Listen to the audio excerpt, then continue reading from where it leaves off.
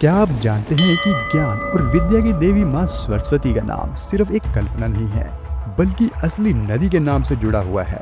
भारत की पवित्र धरती पर बहने वाली सरस्वती नदी को कभी गंगा नदी से भी अधिक पवित्र और दिव्य माना जाता था। लेकिन सोचने वाली बात तो यह है कि यह चमत्कारी नदी अपने उद्गम स्थल से निकलने के कुछ किलोमीटर के बाद अचानक से और रहस्यमय तरीके से गायब हो जाती है। इसके पीछे सिर्फ एक नहीं बल्कि दो बेहद रोचक पौराणिक कथाएं छिपी हुई हैं, जिनके बारे में बहुत ही कम लोग जानते हैं। क्या यह कोई दैवीय चमत्कार है या इसके पीछे कुछ वैज्ञानिक कारण हो सकते हैं?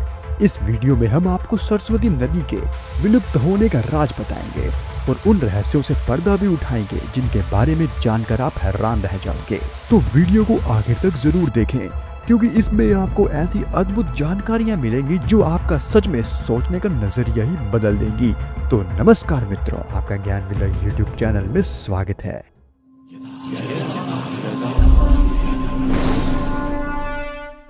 बहुत पुराने समय की बात है जब स्वर्गलोक में देवी गंगा, देवी सरस्वती और देवी लक्ष्मी साथ में निवास करती थी।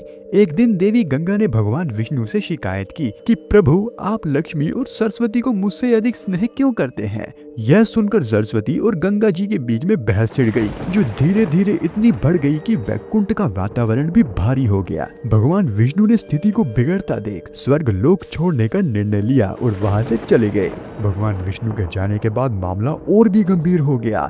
देवी लक्ष्मी ने स्थिति को संभालने और दोनों को शांत करने के लिए बहुत कोशिशें की, लेकिन गंगा और सरस्वती का विवाद रुकने का नाम ही नहीं ले रहा था। गुस्से में आकर देवी सरस्वती ने लक्ष्मी को श्राप दे दिया कि तुमने हमारे विवाद को चुपचाप देखा और कुछ नहीं किया, इसलिए तुम्हें एक पौधे के रूप में जन्म लेना होगा।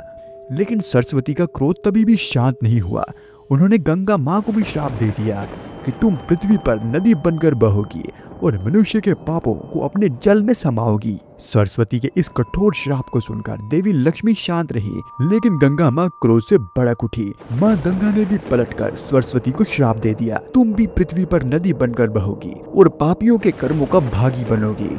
इसी बीच भगवान विष्णु वैकुंठ लौट आए। जब उन्होंने तीनों देवियों द्वारा एक दूसरे को दिए गए श्राप के बारे में जाना तो वह बेहद दुखी हुए। उन्होंने देवियों को समझाया और उनके क्रोध को शांत किया। भगवान विष्णु की बातों को सुनकर तीनों को अपनी गलती का एहसास हुआ और वह पश्चाताप करने लगी।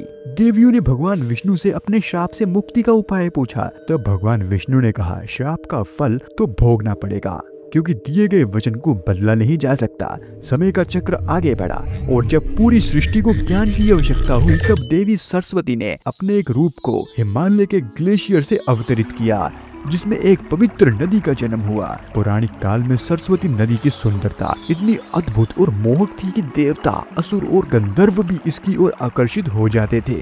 कहा जाता है कि इस नदी का जल इतना निर्मल और स्वच्छ था कि उसमें पूरी पृथ्वी का प्रतिबिंब साफ दिखाई देता था।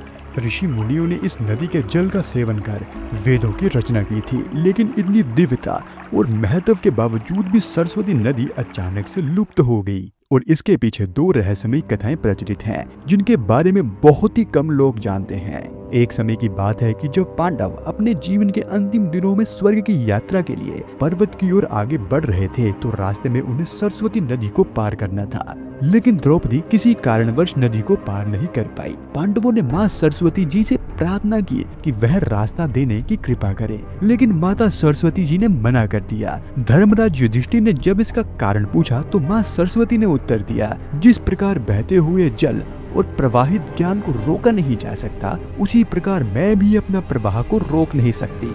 सरस्वती माता के इस उत्तर से भीम को क्रोध आ गया। गुस्से में उन्होंने अपनी गदा से पूरी ताकत से सरस्वती नदी पर प्रहार कर दिया और वहां एक विशाल चट्टान रख दी ताकि द्रौपदी उस पर चलकर नदी को पार कर सके। लेकिन कहा जाता है कि भीम का यह प्रहार इतना शक्तिशाली था कि उसी स्थान से सरस्वती नदी धरती में समा गई। आज भी भीम द्वारा रखा गया यह विशाल चट्टान ठीक सरस्वती नदी के ऊपर स्थित है और उसी स्थान से नदी का प्रवाह अचानक अदृश्य हो जाता है। ऐसा प्रतीत होता है कि जैसे भीम के प्रहार के बाद नदी भूमि में विलीन हो गई हो। यह दृश्य इस कथा को और भी रहस्यमयी और विश्वासनीय बना जाता है। एक अन्य पौराणिक कथा के अनुसार जब महर्षि वेदव्यास भगवान गणेश से महाभारत लिखवा रहे थे, तब सरस्वती नदी इतनी प्रचंड वेग और तेज आवाज के साथ बह रही थी कि भगवान गणेश को वेदव्यास के शब्दों को सुनने में कठिनाई हो रही थी, जिससे महाभारत लिखने में बार बार बाधा उत्पन्न हो रही थी। भगवान गणेश ने सरस्वती माता से विनम्र पूर्वक अनुरोध किया, आपकी तेज आवाज के कारण मुझे महाभारत लिखने में कठिनाई हो रही है, क्या आप कुछ समय के लिए रुक सकती हैं ताकि मैं बिना किसी बाधा के लेखन कार्य पूरा कर सकूं। लेकिन सरस्वती माता ने वही उत्तर दिया जो उन्होंने पांडवों को दिया था, जिस तरह बहते हुए जल और ज्ञान को रोका नहीं जा सकता, वैसे ही मैं भी अपने प्रवाह को नहीं रोक सकती। यह सुनकर भगवान गणेश और महर्षि वेदव्यास को अधिक क्रोध आ गया और उन्होंने सरस्वती माता को हमेशा के लिए विलुप्त होने का श्राप दे दिया। इन दोनों पौराणिक कथाओं के आधार पर सरस्वती नदी के विलुप्त होने का रहस्य समझा जाता है, लेकिन यदि इसे वैज्ञानिक दृष्टिकोण से देखा जाए तो इसके लुप्त होने का कारण कुछ और ही प्रतीत होता है। वैज्ञानिकों के अनुसार सरस्वती नदी के सूखने का मुख्य कारण था टेक्टोनिक प्लेट्स का हुआ परिवर्तन, जिससे चलते नदी का प्रवाह विद्युत हो गया। साथ ही जलवायु परिवर्तन और बारिश की आई कमी के कारण इस नदी को धीरे धीरे सूखने पर मजबूर कर दिया। कुछ थ्योरी के अनुसार जब सरस्वती नदी उत्तराखंड से निकलकर पंजाब और हरियाणा को होकर गुजरती है, तो वहां के लोगों ने इसके प्रवाह को नियंत्रण करने के लिए कई बदलाव किए। नदी के मार्ग में हस्तक्षेप करने और इसके बहाव को अलग अलग दिशाओं में मोड़ने के कारण इसका प्रवाह कमजोर होने लगा और नतीजा यह नदी धीरे धीरे सूख गई। लॉस्ट रिवर्स नामक किताब में एक दिलचस्प दावा किया गया है। इसमें बताया गया है कि राजस्थान के कई इलाकों में जब 50 से 70 मीटर गहरी खुदाई की गई तो वहां तेज पानी का स्रोत मिला। माना जाता है कि यह वही जलधारा है जो कभी सरस्वती नदी के रूप में प्रवाहित होती थी, लेकिन अब जमीन के नीचे छिपकर बह रही है। यह बात इसलिए और भी चौंकाने वाली है क्योंकि रेगिस्तान के नीचे किसी नदी का होना लगभग असंभव माना जाता है। लेकिन वैज्ञानिकों को मिले जल स्रोत इस ओर संकेत करते हैं कि सरस्वती नदी आज भी राजस्थान के रेगिस्तान के नीचे रहस्यमय तरीके से बहती है। तो यह सरस्वती देवी के विलुप्त होने की रहस्यमय कहानी थी। क्या यह केवल पौराणिक कथा है या फिर विज्ञान के अब तक के अनसुलझे रहस्यों में से एक? आपकी क्या राय है, हमें कमेंट्स में जरूर बताएं। और अगर आपको यह कहानी पसंद आए तो वीडियो को लाइक शेयर सब्सक्राइब करना ना भूलें।